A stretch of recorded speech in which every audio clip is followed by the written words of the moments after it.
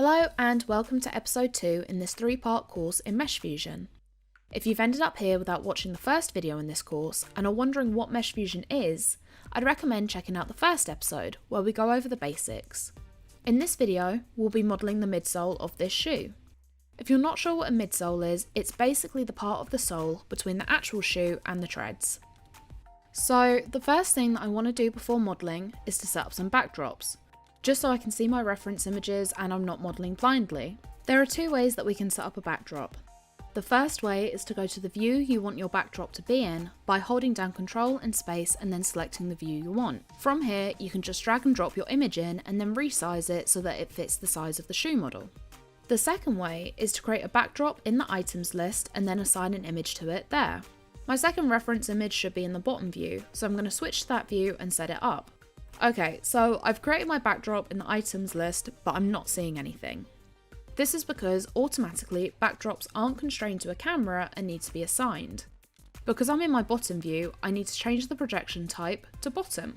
Now we can see the backdrop, let's assign an image to it. To do this, double click the button next to image and click Add Clip in the window that pops up. From here, you can load in UDIMs, sequences, and a few other things, but we want an image, so I'm going to click Load Image, and then navigate to where my other reference image is saved.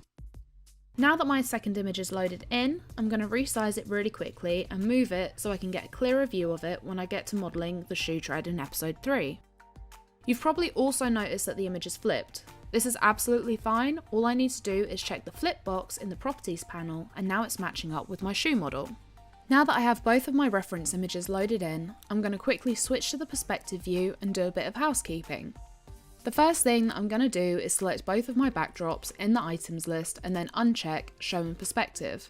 This basically means that my backdrops are now only visible in the views that they're being projected in. With both of them selected, I'm also going to lock them by right-clicking and selecting Lock Unlock in the items list, just so that they don't get in my way while I'm modelling. Okay, so now that the scene is all set up, let's get started. Right now, all we have is the shoe stock and no sole.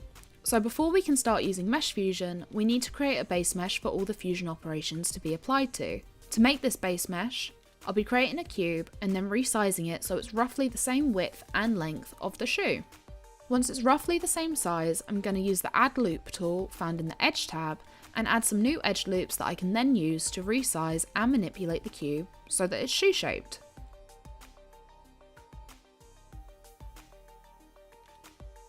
So you're probably thinking, this looks nothing like the reference image, but at this stage that's totally fine. The great thing about MeshFusion is that you can start off with a really rough base, and you can use a mixture of procedural and direct modelling tools to drive fusion operations to carve out the shapes that we want. So now that I have the rough shape of my shoe, I'm just going to quickly change to the left view and move my base model so that it's covering all the areas of my shoe that have a midsole in my reference image. I'm also going to do a couple final tweaks to the rough shape of the midsole, like in this back area, just so that it matches up a bit better. Once that's done, I'm going to use the Add Loop tool again to add some resolution to my mesh. MeshFusion likes meshes with a bit of density, so this is basically going to make sure that everything goes smoothly once we get going. Now, the next thing that I'm going to do is add some safety edge loops. As I mentioned in the previous video, when your mesh is converted into a fusion item, it gets subdivided. This means that if I hit tab, we can see that my nice sharp edges get rounded and we lose a lot of definition in our shape. We want to try and keep those edges as sharp as possible when our mesh is converted, so to combat this, we use safety edge loops. So to make those safety edge loops, I'm going to be selecting all the faces at the top of my mesh and then press Shift B to create a bevel. With the bevel tool activated, I'm going to scale inwards so that we get a nice ring of faces around the top of our mesh. I'm now going to repeat that process again on the bottom of the shoe, and then use the Add Loop tool to add some safety edge loops to the side of the mesh so that everything is nice and tight when it gets subdivided. If I press tab again, you can see that we still have those nice sharp edges and we're not losing any definition in our shape. I'm also just going to quickly rename this mesh in the items list so it's easier to identify as we start adding more mesh items later on. Okay, now that we have a nice base mesh to work with, let's get started with the mesh fusioning. Now, I mentioned earlier that we can use MeshFusion to carve out the contours of our shoe. But how do we do that? I'm going to quickly go to my left view and hide my shoe and midsole so that I can get a better look at my reference image. In the reference image, the top of the midsole is actually quite curved and almost shaped like a tick. To create this shape, I'm going to be using curves and some mesh ops to create a cutter that we can then use to carve into our mesh to get that shape. So the first thing that I'm going to do is press N to create a new item and then rename it Top Cutter. I'm then going to grab the B-Spline Curve tool that can be found in the Create tab and start tracing that top curve in the reference image. I want to try and keep this curve as sweeping as I can with minimal points, just so that I don't end up with any wonky lines later on. Although, when I get to this corner bit, I do want a bit more definition just so it's a bit sharper, so I'm going to create 3 points close to each other just to tighten things up a bit. Before dropping the tool, I'm also just going to adjust some points that may have been skewed along the way, and then press Q to drop the tool once I'm happy with it. This curve isn't actually going to do much on its own, so what we want to do is use a curve rebuild and a curve extrude mesh op to extrude the curve into one long plane. Before I do this though, I'm just going to quickly switch to my top view so I can move the curve so that it's set next to my model and not inside it.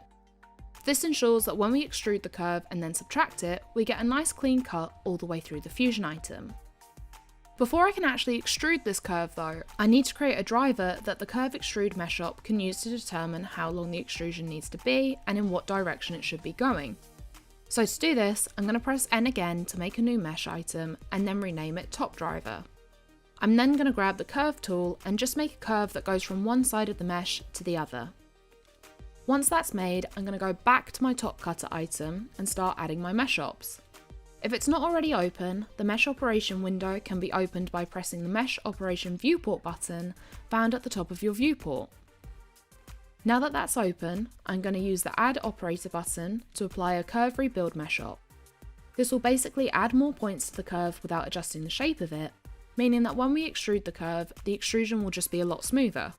Once that's been applied, I'm going to apply a curve extrude mesh op. Now, when this mesh op is applied, this window will pop up. This window is where you'll assign your driver curve and is also a good reason as to why it's important to name your mesh items. Because I renamed my driver as Top Driver, it's easy to pick out from this drop down and then apply it. If I hadn't been renaming my mesh items as I was making them, it would be a lot harder to try and decipher what mesh item should be driving my extrusion. So I'm going to quickly assign that top cutter mesh as my driver and then press OK. As you can see, the curve has now been extruded. By default, the extrusion makes start and end caps on the extruded mesh. We don't want or need those, so we can turn them off by unticking start cap and end cap in the properties window. Now that we have a cutter, let's use it to shape up our midsole. The first thing that we need to do though is to create a fusion item. To do this, select the midsole mesh in the items list and then open up the fusion tab. With the mesh still selected, press new fusion and we now have a fusion item. With our fusion item ready, I'm going to select the cutter and then hold shift and double click the fusion item to select the source mesh. With both of those selected, I'm going to press the subtract trim button in the fusion tab. Now as you can see, we've had a big chunk of the mesh chopped off the top of our midsole and it's beginning to look a bit more shoe-like. The curve isn't where it needs to be though, but that's an easy fix. Because MeshFusion is non-destructive, all I need to do is select that driver curve mesh and then just move it up until the top of my fusion item is lined up with my reference image. MeshFusion will also update live as you're adjusting the curve, so all the guesswork is taken out. Okay, so now that we have the top of the sole cut out, let's repeat the process to carve out the bottom. So, to recap, create a new mesh item by pressing N and then rename it to Bottom Cutter. Using the B-Spline tool, trace out the curve at the bottom of the shoe, but ignore the cutout part. We'll be dealing with that later. Once the curve is drawn out, navigate to the top view and then move it so it's to the side of the shoe. Create another new mesh item and name it Bottom Driver. Use the curve tool to create a straight curve that cuts through the shoe and then drop the tool. Select your bottom cutter in the items list and then create a curve rebuild and then a curve extrude mesh op. Assign the driver to be your bottom driver mesh and then press OK. Make sure to turn off your start and end caps and then with the cutter selected, double click your fusion item to select your source mesh. With both selected, press the Subtract button and use the driver curve to adjust the position of the curve as you need. Alright, so now that our shoe is shaped up, let's tackle some of the details. So the first thing that I want to do is cut out this trapezoid shape that cuts into the sole of the shoe. To do this, I'm going to create a cube by holding down Shift and then clicking the cube button in the Create tab.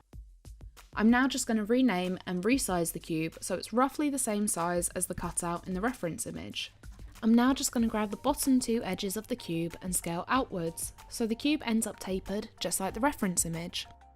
Now, I know this isn't going to cut through the whole of my shoe, so I'm going to quickly go to the top view and then scale it so it goes through the whole of the shoe just like the cutters do. Because I know this is going to be subdivided when I assign it as a fusion role, I'm going to select all my edges and then use the chamfer tool to add some safety edge loops so I don't lose any of that definition. Once I have those safety edge loops in place, I'm going to select this item and then Shift double click the fusion item so I can select my source mesh and apply a subtraction. Now that we've got the cutout in the sole of the shoe, it's beginning to look a lot more shoe-like. While we're subtracting things, I also want to quickly cut out these triangle pieces from the bottom of my shoe. To do this, I'm going to follow the same steps that we just did to create the first triangle and then subtract it. So to make the other two triangle cutouts, we could create another two triangle meshes and just subtract them, but there's a quicker way that we can go about this. So what I'm going to do is select that first triangle cutout by double clicking the patches that were created by the subtraction and then open up the Fusion Utilities tab. In here we can find a couple options for duplicating meshes, but the cool thing about these options is that you can duplicate with the fusion operation already applied. Because my first triangle is subtracting, I'm going to press the Duplicate as Subtractive button and we now have a second triangle that's also subtracting. So you may not be able to see our duplicated triangle at first, but that's because it's been duplicated in the same place as our original triangle. To fix this, I'm just going to move it along a bit so that it matches the reference image. Once I'm happy with the placement, I'm then going to repeat this process for the third triangle and we're good to go. So the next thing that we're going to do is work on these side panel pieces. Because they actually conform to the side of the shoe, we're going to be using the topology tools to draw out this shape and then use a Polygon Extrude mesh op to add a bit of thickness. So before we start drawing out our side panel, I'm going to create another new mesh item, rename it, and then turn on Mesh Constraint. Mesh Constraint basically means that as I draw out the panel with the topology tools, it will conform to the shape of whatever mesh is underneath it. I'm going to activate the topology pen tool and control left click on my mesh to create my first quad. I'm then going to shift left click on my bounding edges to draw new polygons and start fleshing out the shape. I'm trying to be conscious of including safety edge loops, so I'm approaching the shape by first drawing an outline and then filling it in so that I know I'll be keeping my edge definition. Once I finish drawing out the shape, I'm going to press Q to drop the tool and then turn Mesh Constraint off so I can move my mesh out a little bit before I apply the Polygon Extrude. Now that I have my mesh positioned where I want it, I'm going to go to the Mesh Ops window again and add a Polygon Extrude. In the Properties window, I'm going to add a bit of depth in the X-axis and then we're good to apply the Fusion role. Same as all the other times, I'm going to select the new mesh and then double click my Fusion item to select the source mesh. With both selected, I'm now going to press the Add Trim button to fuse my two meshes together. With those two joined, I'm just going to repeat that same process on the other side so that I have two panels and then check back in when I'm done. Okay, so now that that second panel is attached and everything that needed to be cut out has been cut out and everything that needed to be added has been added, I think this is a good place to finish up.